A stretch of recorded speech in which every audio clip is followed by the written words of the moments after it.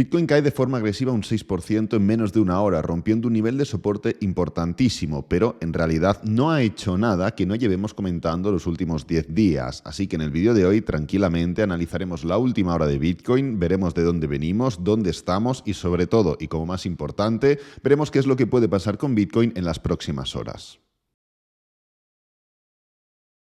Antes de nada, como siempre, trataremos el calendario económico y nos centramos ya en la última jornada de la semana, en la que después de los malos datos de inflación ayer vistos en la zona euro, hoy vamos a poder escuchar a De Guindos, el vicepresidente del Banco Central Europeo, y también conocer los datos de PMIs. Esta semana ya hemos visto diferentes PMIs, algunos han salido mejores que otros, sobre todo podríamos destacar el PMI en China, pero hemos visto PMIs manufactureros. En esta ocasión, como podéis comprobar, vamos a ver los PMIs de servicios. Volviendo a China, como veis, ya han salido los PMIs también de la propia región y han salido mejores de lo esperado, del mismo modo que salieron los manufactureros hace un par de días.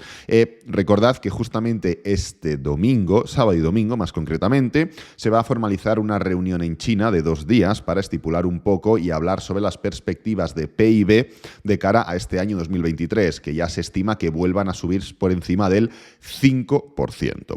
Entonces, pasando ya a la sesión de Nueva York, lo más destacado va a ser el propio PMI de Estados Unidos y también las declaraciones de Bostic y Bowman, 2 miembros del FOMC. Cambiando ya a los resultados empresariales, en la jornada de hoy no vamos a ver ninguna empresa catalogada como de máxima importancia por el propio calendario económico que presente resultados. Evidentemente, presentan varias empresas en Estados Unidos, algunas más importantes que otras, pero, como os digo, ninguna de máxima importancia, así que no vamos a destacar nada en este sentido. Como noticias de última hora, sí que quiero hacer un par de comentarios importantes. Si recordáis, ayer os comenté que algo a destacar iban a ser las declaraciones de Waller, miembro de la Fed, del mismo modo que hoy he destacado que lo hacen otras personas, ¿no? Pues bien, dijo que la Reserva Federal deberá elevar las tasas a niveles más altos de lo anticipado previamente, justo para evitar que la inflación se recupere si continúa, punto número 1, la fortaleza en la contratación y punto número 2, el gasto del consumidor, 2 datos que hemos visto recientemente en Estados Unidos.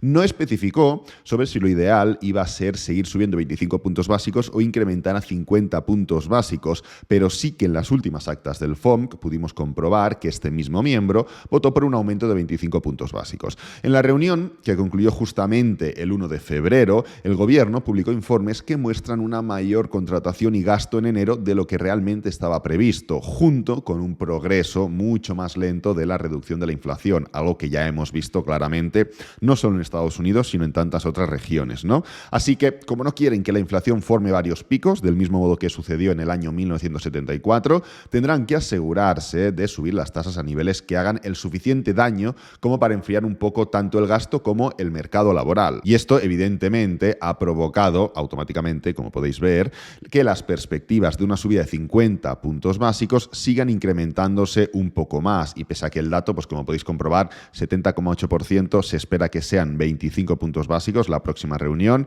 y 29,2% esperan que sean 50 puntos básicos. Hace menos de un mes estábamos al menos de 2 meses, perdonad, estábamos al 99% de 25 puntos básicos. Y hemos visto cómo progresivamente, debido a diferentes declaraciones y a efectos colaterales del mercado, pues esto se ha ido equilibrando hasta el punto en el que estamos actualmente, donde tenemos un 70,8, 25 puntos básicos y un 29,2, 50 puntos básicos. Entonces ha salido ya, para terminar, voy a terminar con esta noticia, ha salido un informe del Wall Street Journal que señala que en FTX hay fondos de los clientes por un valor de 8.9 mil millones que no se han contabilizado y, por lo tanto, han desaparecido. Alameda Research, si recordáis, había pedido prestados alrededor de 9.3 mil millones de cuentas de clientes antes de la bancarrota, justamente. Por lo tanto, se estipula que el agujero actual de esos 8.9 mil millones se puede atribuir a Alameda Research. Ojo aquí, porque los libros y los registros de FTX están totalmente incompletos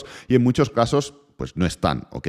Entonces, por razones evidentes, es importante enfatizar que esta información aún es bastante preliminar y está sujeta a cambios, aunque, si os soy sincero, no tiene pinta que estos cambios vayan a ir a mejor.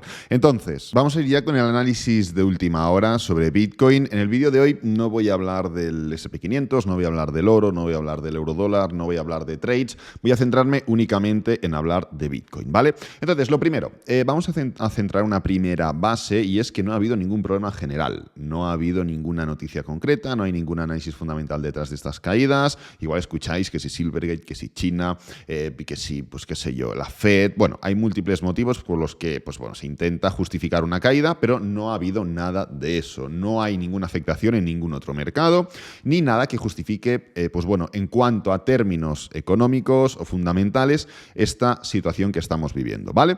Entonces, habiendo sentado ya esta base, lo primero que quiero hacer es recopilar un poco por qué estamos aquí. Pasaremos de gráfico semanal a gráfico de 4 horas, iremos viendo cómo hemos llegado a esta situación y posteriormente, bueno, esto es básicamente para que lo entendáis, para que podáis encontrar un argumento lógico técnicamente hablando, argumentos que llevo comentando estas últimas semanas, y posteriormente hablaré de qué creo que va a suceder.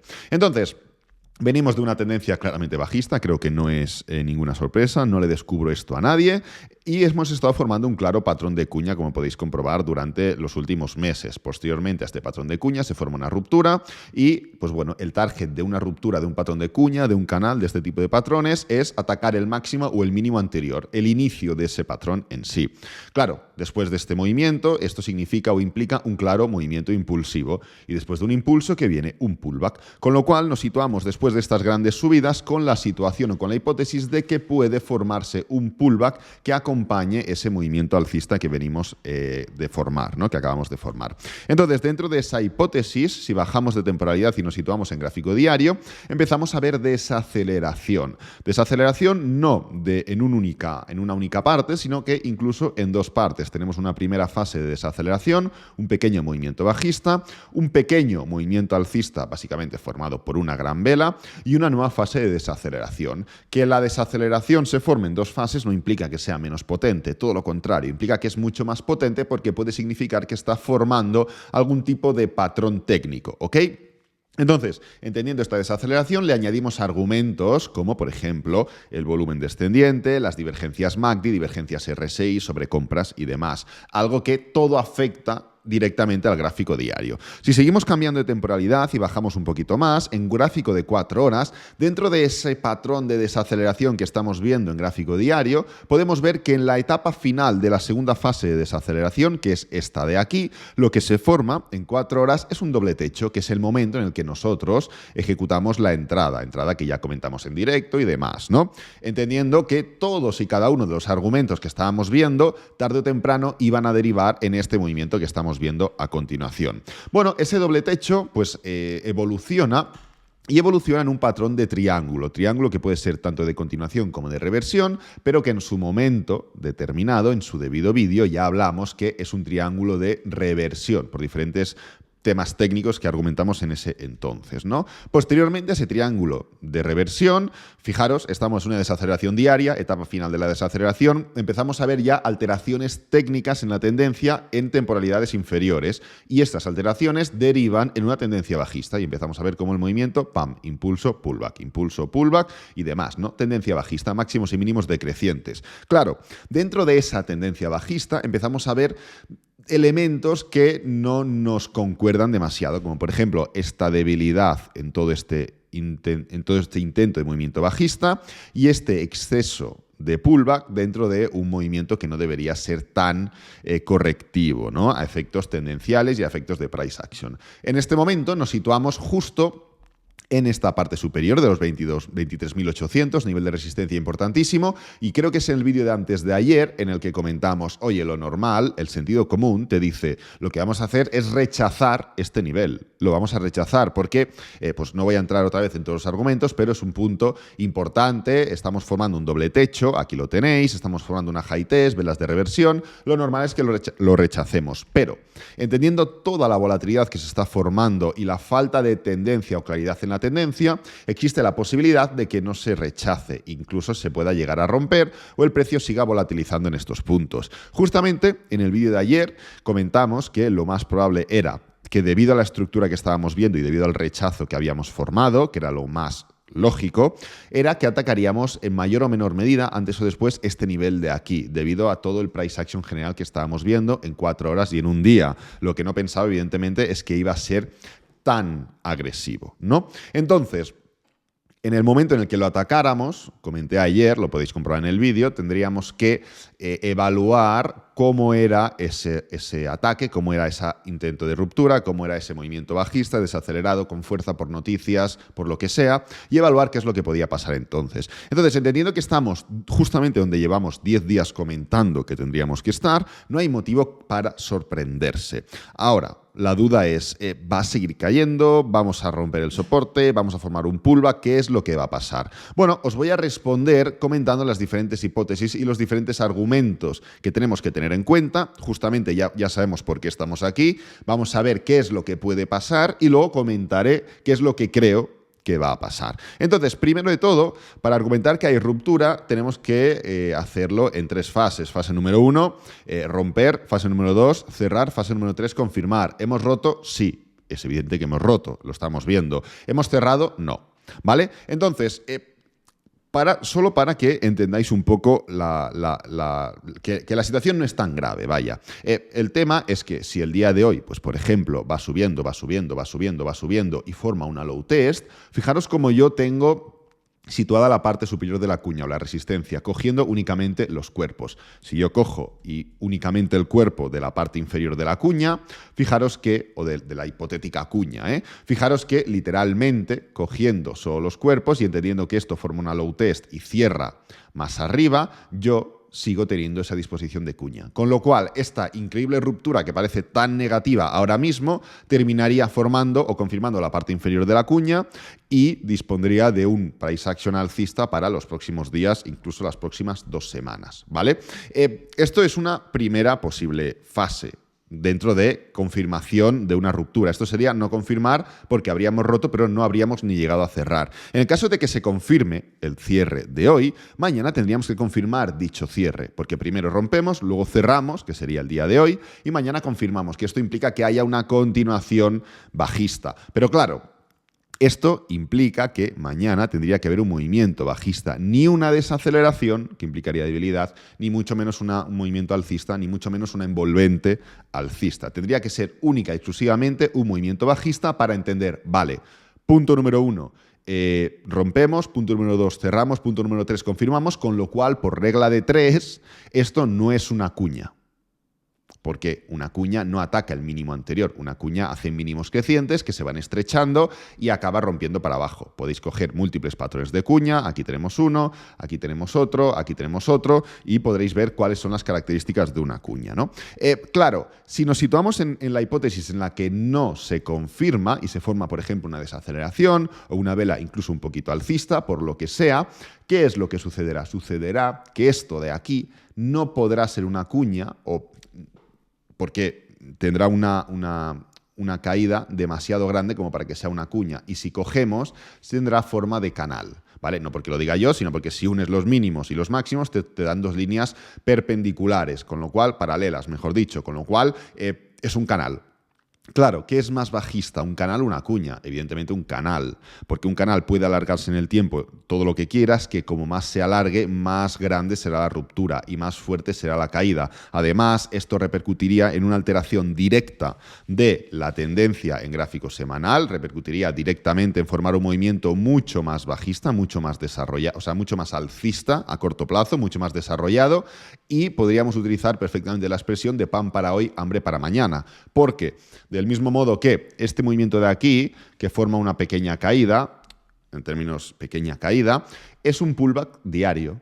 Y este movimiento de aquí, que forma una gran caída, es un pullback semanal. Un patrón diario tendrá unos efectos en el gráfico semanal X o en el gráfico en general X, y un patrón semanal tendrá unos efectos mucho más grandes, porque es un patrón mucho más desarrollado, mucho más fuerte, mucho más contundente y mucho más agresivo, para bien o para mal. Además, este patrón de canal podría confundir perfectamente a la gente, porque al no ser las líneas pues, que se van cerrando continuamente, la distancia entre la parte inferior y la superior es mucho más grande y podría pues, liar y confundir, porque podríamos ver subidas de un 15-20% y cualquier persona podría pensar, oye, ya está, estamos subiendo 15%, 20%, rompiendo los máximos anteriores, oye, ya está. ya hemos roto el máximo, ya hemos dejado el patrón, pero no, porque estamos dentro de un gran patrón semanal, ¿vale? Entonces, ya tenemos los posibles escenarios. ¿Qué es lo que puede pasar? Porque claro, está muy bien valorar los posibles escenarios, pero ¿qué es lo que creo que va a suceder? Bueno, lo primero que tenemos que hacer es dejar que el precio caiga. Ahora mismo pues está cayendo. Estamos en esta primera fase de desaceleración, donde en 4 horas ya hemos hecho una vela que, como podéis comprobar, no es bajista. La anterior vela de 4 horas es de desaceleración y además podemos entender que las anteriores velas de 1 hora también son alcistas porque la vela de 4 horas no cierra en el mínimo. Fijaros aquí, ¿vale? Entonces, lo primero es dejar que finalice la caída. Es el ejemplo que siempre pongo. Si tú intentas coger un cuchillo mientras está cayendo, te vas a cortar. En cambio, si dejas que caiga al suelo y lo coges, no te vas a cortar. Pues vamos a dejar que el cuchillo caiga al suelo. ¿Está empezando a dejar de caer? Sí. Pero cuidado, porque muchas veces este tipo de dejar de caer, este tipo de patrones de price action, tienen diferentes fases. Y tiene una fase, pues primero impulsiva, luego que puede llegar a hacer un mínimo creciente o incluso que podría atacar nuevamente el mínimo anterior para buscar un doble suelo. Con lo cual, ¿está empezando a dejar de caer? Sí, pero no podemos afirmarlo al 100% tampoco. Entonces, primero, que deje de caer, que ya se está iniciando esa fase. Y segundo, ¿qué es lo que creo que va a suceder? Creo que vamos a atacar los 22.600. Creo que durante el día de hoy es probable que ataquemos este nivel para testearlo como resistencia. Lo que primero es soporte, luego es resistencia y viceversa. En realidad, si podemos predecir el precio, si podemos hacer trading, que es movimiento basados en el price action, por ejemplo, es gracias a que se van repitiendo los patrones. Y un patrón muy típico es lo que primero es soporte, luego resistencia y viceversa. Lo mismo que formamos aquí. Fijaros qué es lo que sucedió aquí. La ruptura no fue tan clara, pero se rompió. Pullback, continuación. Fijaros qué es lo que pasó aquí. Rompimos la resistencia, se rompió, pullback, continuación. ¿Vale? Aquí no empezamos a dejar de caer ya en la primera vela, ni en la segunda. Aquí sí que se está empezando a intuir ese dejar de caer, ¿vale? Pero ¿por qué os comento esto? Os comento esto porque no es todo tan malo como parece. Ha sido una vela realmente negativa, no ha sido afectada por nada más. Vamos a ver qué es lo que sucede a continuación. Como digo, creo que vamos a atacar estos niveles y entonces a partir de ahí veremos si el precio, tendremos que volver a analizar el cómo. ¿El precio lo está atacando y parece que puede rechazarlos o va a pasar lo mismo que aquí? ¿Vale? ¿Qué es lo que puede suceder? Bueno, del mismo modo que en esta situación de aquí metimos un trade en corto en el que aún estamos porque vimos debilidad, fijaros aquí qué es lo que sucedió, cuando pasamos por delante del máximo anterior vimos debilidad y esto lo entendimos suficiente como para meter un trade en el corto plazo. Pues cuando volvamos a pasar por el mismo nivel, por esta zona de aquí, por los 22.600, veremos si hay debilidad o no hay debilidad. Porque si hay debilidad, podremos entender, vale, estamos continuando, pullback y continuación. Y si no hay debilidad, esto significará que nos podemos volver a meter para adentro, falsa ruptura sin ningún problema, del mismo modo que ha sucedido en tantas otras ocasiones, ¿vale? Así que nada, voy a dejar el vídeo por aquí, únicamente quería ubicar un poco la situación, de dónde venimos, dónde estamos, dónde podemos ir, los motivos, las causas y demás, y ya está. Espero que te haya gustado el vídeo, que te haya servido, que es lo importante. Si es así, dale me gusta, suscríbete, compártelo con amigos, con la familia, y nos vemos en el próximo vídeo. Adiós.